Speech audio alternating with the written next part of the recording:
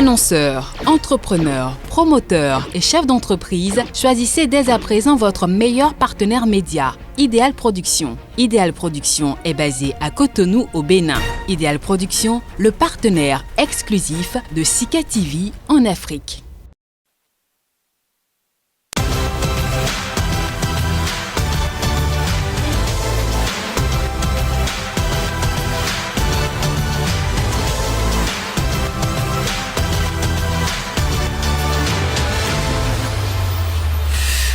Bonjour mesdames, messieurs, bienvenue, merci de nous rejoindre. Oui, c'est allé très rapidement, l'attente n'aura pas été du tout long. Tout premier gouvernement du second mandat de Patrice Talon, oui, l'attente n'aura du tout pas été longue. 48 heures après l'investiture du chantre du Bénin révélé, l'équipe au grand complet est connue. Juste 3 départs pour 2 entrées, dont celle remarquable du PRD, le Parti du Renouveau démocratique. Pour l'essentiel, mesdames, messieurs, ce fut un jeu de chaises musicales. L'ancienne équipe gouvernementale aura été maintenue à plus de 96%. Pourquoi un tel choix? Et pour quels résultats possibles en termes d'attente des populations? Des éléments d'analyse dans un instant. Ce sera autour du thème premier gouvernement du second quinquennat de Patrice Talon. L'équipe de rêve. Nos invités nous en diront plus. Mais avant, la une des journaux.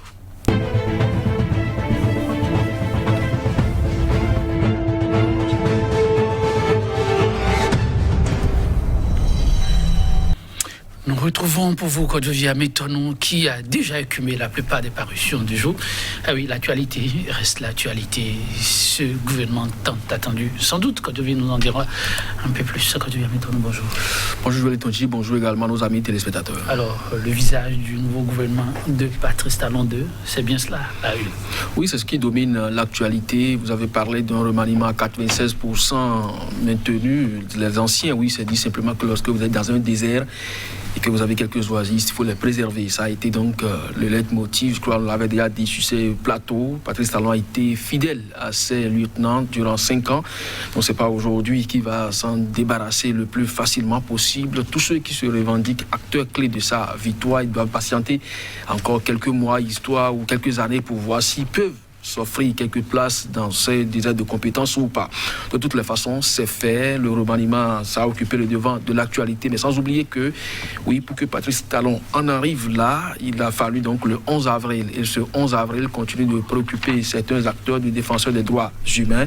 Il y a eu des événements dans certaines localités du pays. Que s'est-il réellement passé? Une commission d'enquête indépendante aurait été souhaitée par l'ODHP ou la CDHP, effectivement, qui prône également cette transparence dans ces événements survenus à Banté, Tchaourou et également à Savè, sans oublier que l'Afrique a participé à un sommet sur la relance de l'économie post-Covid. Est-ce que c'est bien quand même perçu sur le continent? Vous aurez donc des analyses, des confrères dans ce sens également. Merci à vous, quand je viens maintenant, et j'imagine qu'ils ont hâte de découvrir. Alors, on démarre avec quel quotidien?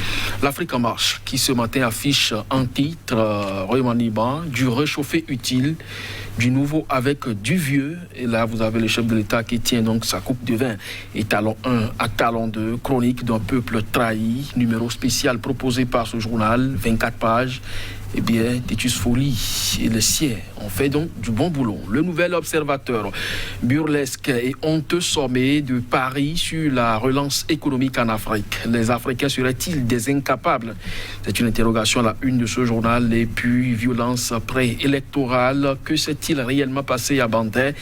En tout cas, les commissions d'enquête souhaitées vérifieront réellement. Le Télégramme, premier gouvernement de Talon 2, une équipe de gouvernement de 23 membres, 5 femmes pour le dernier quinquennat de Talon, 2 entrées et 3 sorties. Violence électorale au Bénin.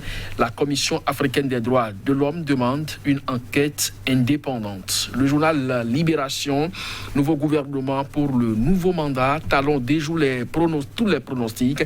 Prime à la compétence et à la loyauté. La suppression du ministère de la Communication, un idéal pour le développement de la Poste. Vous avez donc l'intégralité du gouvernement et album photo des nouveaux ministres à l'appui. Matin libre sur la même question. La montagne a accouché d'une minuscule souris, seulement 3 départs pour 2 entrées.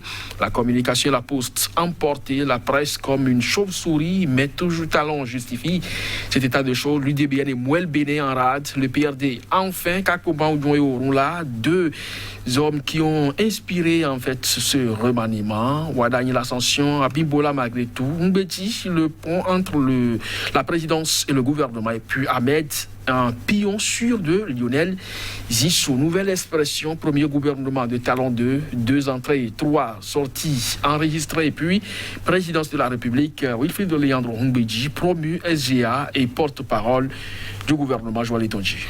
Merci. Quand je viens maintenant, nous allons démarrer. Vraiment, on est embarrassé. Mais pourquoi pas ne pas commencer avec Matin Libre?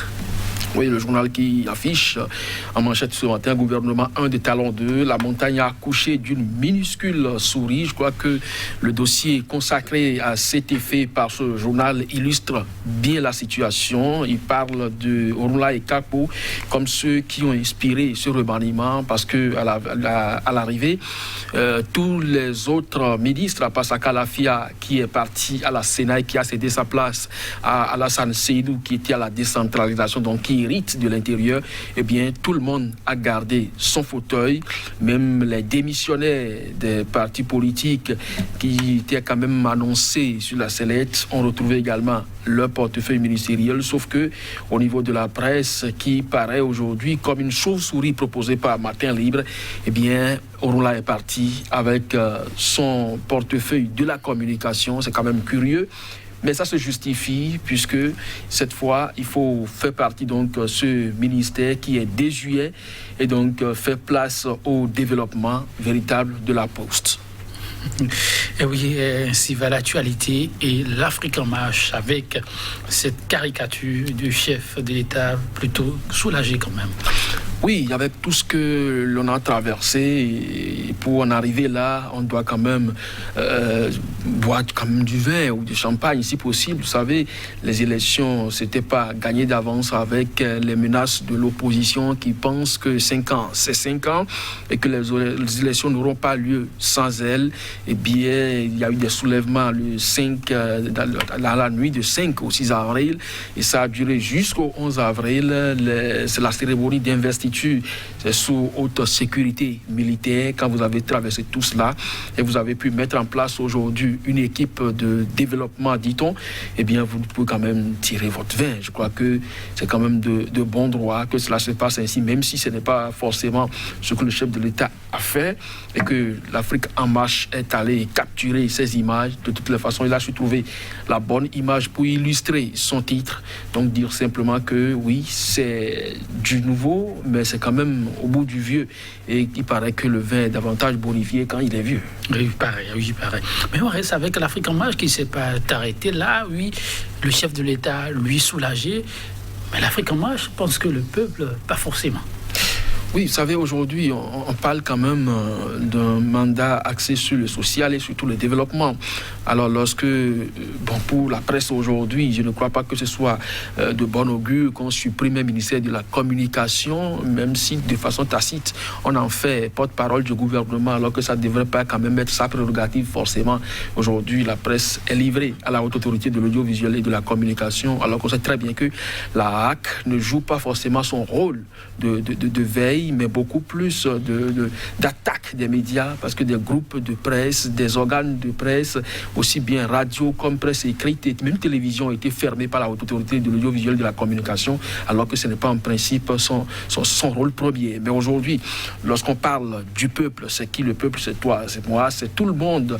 Et lorsque vous payez régulièrement vos impôts et que ce à quoi vous devez vous attendre, vous ne l'avez pas, c'est comme si vous avez été trahi. Beaucoup de promesses ont été donc faites par les autorités 5 années durant. Je ne crois pas que le peuple soit véritablement satisfait. Aujourd'hui, c'est ces mêmes équipes, ces mêmes ministres qui ont participé avec le chef de l'État à la gestion donc de la cité. Et aujourd'hui, on parle du développement. Et c'est les mêmes qui ont été reconduits. Est-ce que véritablement on doit s'attendre à ce développement? Nous allons donc suivre le chef de l'État au fur et à mesure dans le développement, dans le déroulé donc de son programme quinquennal, histoire de s'assurer effectivement que l'Afrique en marche s'est trahie en nous proposant ce titre, sans quoi la chronique d'un peuple trahi, ce n'est pas faux. La chronique d'un peuple trahi. En tout cas, on fera le point en son temps. Ce n'est qu'un nouveau départ, dira l'autre quand devient maintenant. Alors, nouvelle expression, oui, revient sur une nouvelle qui n'est pas un détail. Un autre porte-parole, puisque Alain Oron est parti avec le portefeuille. Oui, c'est effectivement l'ancien directeur de la communication de la présidence qui a été promis. Wilfried Léandre Ongbedji, journaliste de formation aujourd'hui, devient secrétaire général adjoint du gouvernement. Bon, vous savez, on peut s'adapter et nous sommes dans cette dynamique aujourd'hui, donc c'est pas forcément votre formation de base qui détermine donc ce que vous pouvez devenir. Donc il peut trouver les armes nécessaires pour devenir secrétaire général du gouvernement, même si c'est le poste d'adjoint. Maintenant, porte-parole du gouvernement, oui, il peut valablement jouer ce rôle parce que pratiquement vers la fin du quinquennat, de talent, il a commencé à davantage s'illustrer aux côtés donc de certains ministres et même du ministre porte-parole du gouvernement pour justifier certaines postures de l'exécutif. Donc c'est dire simplement qu'aujourd'hui on lui a confié une responsabilité bis au-delà donc de ce qu'il s'est fait déjà. C'est beaucoup plus sur la question du secrétariat du gouvernement. C'est sur cette question il sera attendu, mais beaucoup moins à partir du moment où il y a un titulaire à ce poste-là. Donc il est beaucoup plus aujourd'hui attendu comme porte-parole du gouvernement. Et c'est ce qui a valu le départ du ministre Orula. De toutes les façons, on attend de voir. Le chef de l'État a quand même dit, oui, on n'a pas besoin forcément d'un poste de ministre de la communication parce que c'est désuet. Oui, quand je dis maintenant, pendant qu'il y a du nouveau dans la République, que ça évolue au fur et à mesure, les données, il n'y a que aucun rappel qu'il y a eu des événements qu'on ne saurait oublier. Le nouvel observateur, que s'est-il réellement passé à Banté? Oui, je crois que pour le savoir, il faut aller au niveau de Telegram aussi, qui demande aujourd'hui, à travers donc la Commission africaine des droits de l'homme, une enquête indépendante, parce que vous vous rappelez, le chef de l'État, dans son adresse, on ne le rappellera jamais assez, avait dit sur France 24 et RFI que personne ne lui a parlé de pertes en vies humaines et qu'il n'attend que ces familles qui ont perdu des parents dans le cadre de ces soulèvements-là puissent donc se porter à ce chevet, sans quoi lui pense que s'il y a eu de victimes, ce seraient donc des assaillants. Alors aujourd'hui, beaucoup de canards, depuis la semaine écoulée, parlent donc des chiffres à l'appui, effectivement, qu'il y a eu des pertes en vies humaines dans ces localités-là, dans les nuits du 5 au 6 avril et plus. Alors aujourd'hui, que s'est-il réellement passé à Banté?